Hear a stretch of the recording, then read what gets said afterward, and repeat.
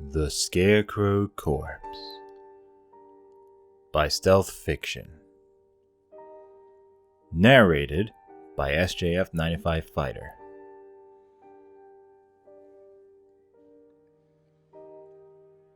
The following testimony was sent to me by an old friend who I haven't heard from in a long time. I hope he's okay.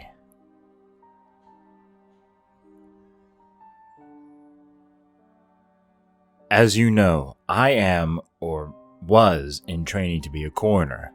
My education was almost complete, and I've been working a paid internship from a well-known medical examiner in the Washington, D.C. area.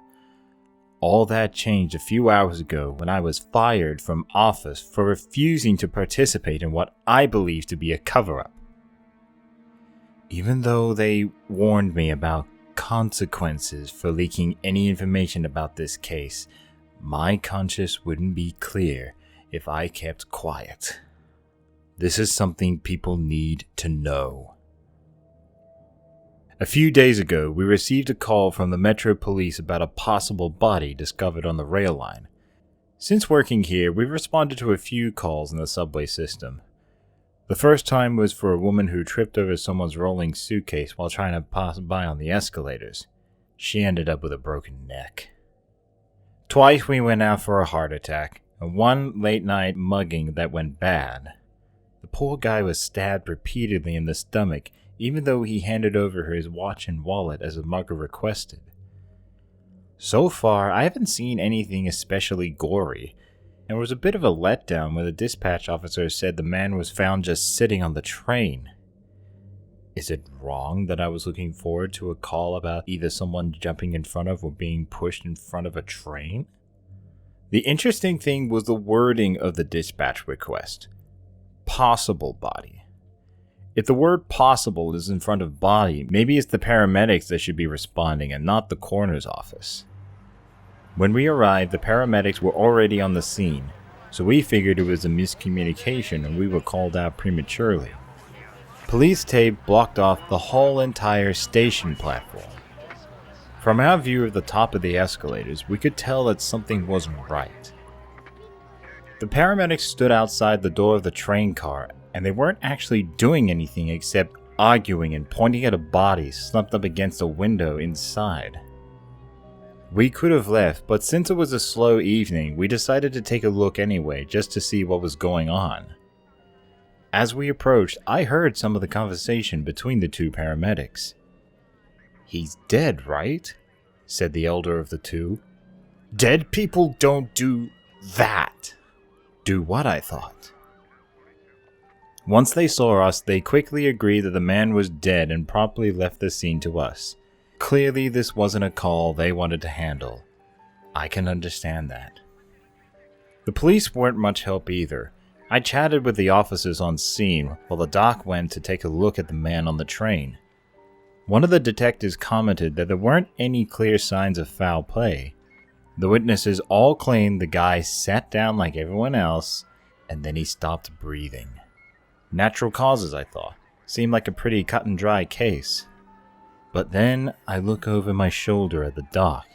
He seemed confused. "Look at this," he said to me as I walked into the train. As I approached, it seemed like the man was just napping, like a lot of train riders do when they know their stop won't be coming up for a while. "Look at what?" I asked. "His eyes." The man's head was forward with his chin to his chest, so I had to kneel down to get a good look at his face. As I'm doing this, the doc is talking out loud as he tends to do, just going over his mental checklist. "Not breathing, no pulse, skin is cold to the touch, approximate time of death, 6 to 8 hours ago." I'm in the aisle of the train trying to make do with a pin flashlight, since the dim lighting of the train won't help things much. The man's eyes were open, and they seemed to be staring at me. This is not uncommon, so I lean in closer, hoping to figure out what it is the doc wanted me to see so I don't look like an idiot. And then he blinked. I jumped back as quick as a mongoose would jump away from a cobra. What the fuck? I tried to say. Exactly, the doc said. Gotta be a muscle spasm, right? You would think, he says, but watch this. He grabbed the guy by the hair and pulls his head back. With his other hand, he waves a finger in front of the man's open eyes, which began to follow along as the doc moves his finger left and right. Then the man looked at me and blinked again. Have you ever seen anything like this before? I asked. Nope. And he's dead? As a doornail. We let the officer in charge know that we couldn't determine the cause of death on site, and a full autopsy would be needed to perform to make any kind of determination. She made a note in the report that this body had a tendency to follow you with his eyes and occasionally blink. Off the record, she told me that the whole case bothered her.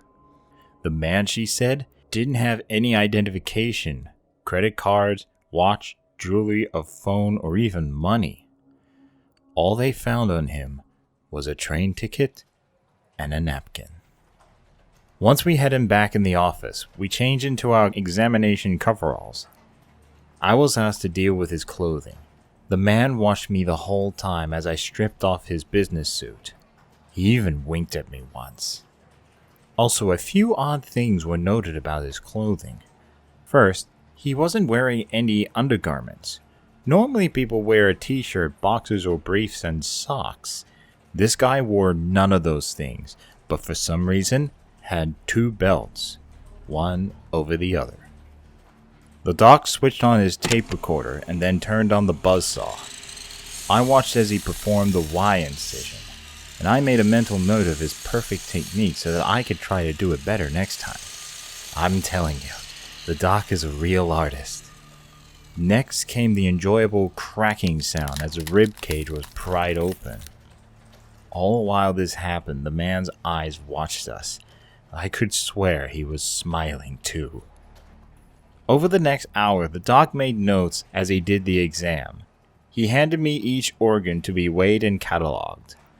There were nothing strange or out of the ordinary of any of the internal organs. Okay, Doc said. Let's take a look inside his head. I want to see what's causing the eye movement. Listen, do you mind if we tape the eyes shut first? I'm trying to remain as professional as I can, but the constant blinking is unnerving me. The doc didn't mind, so I took some surgeon tape and worked up the courage to manually close the guy's eyelids and tape them down. Immediately, they started moving fast. His whole face was convulsing and contorting itself, trying to break free of the tape.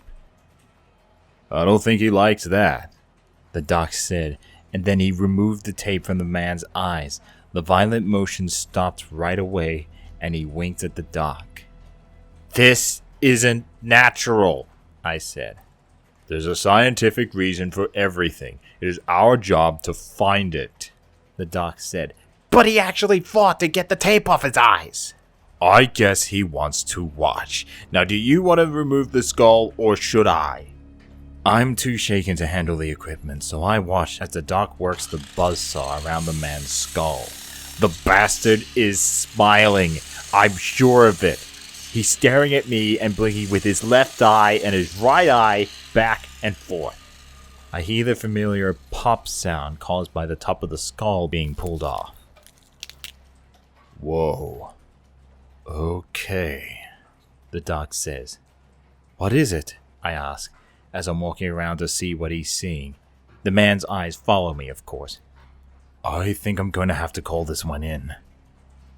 Dear God, the brain was missing. Doc, I ask. Not now. Pack up and go home. I'll finish cleaning this up. He's saying this as he's already dialing a number on the phone. But just go. I'll call you later. It isn't a request. I know when to shut up and listen. I make my way to the door knowing that the man is still staring at me. And don't say anything to anyone. The doc never called me back.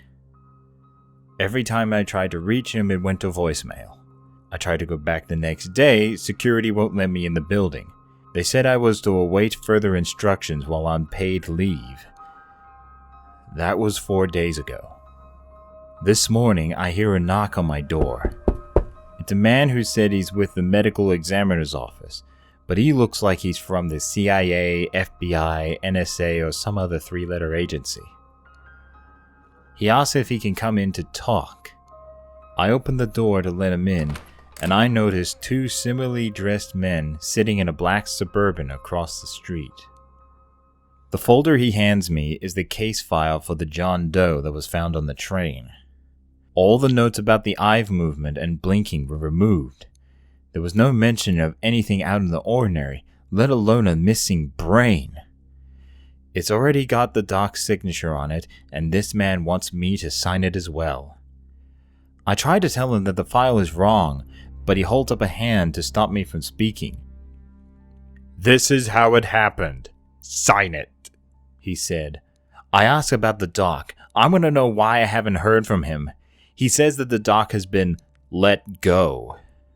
The way he said it made me think the worst. I refuse to sign it and ask to speak with the director of medical examiner's office. The man informs me that that would be impossible and that I was to be fired. But fired wasn't the word he used. The word he used was terminated. He leaves when I ask him to go, but warns me that mentioning about this to anyone would have serious consequences. As soon as the door closed behind him, I packed a bag and took off.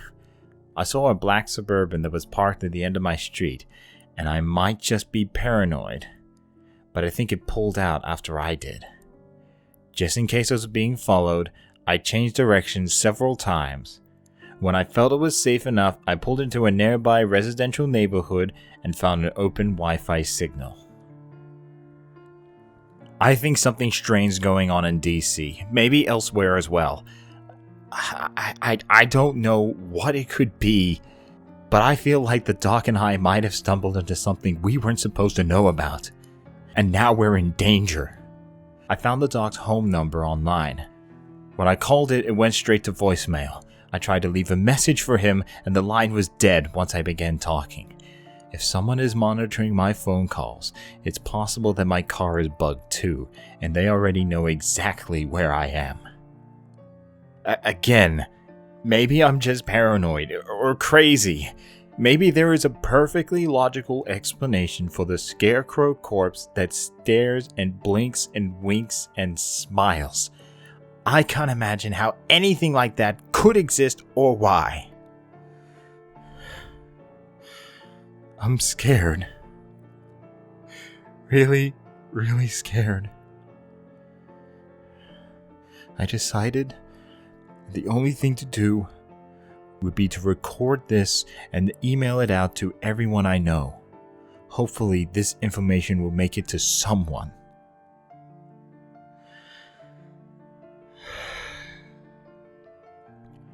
If you're receiving this and haven't heard back from me by tomorrow, then I'm probably dead.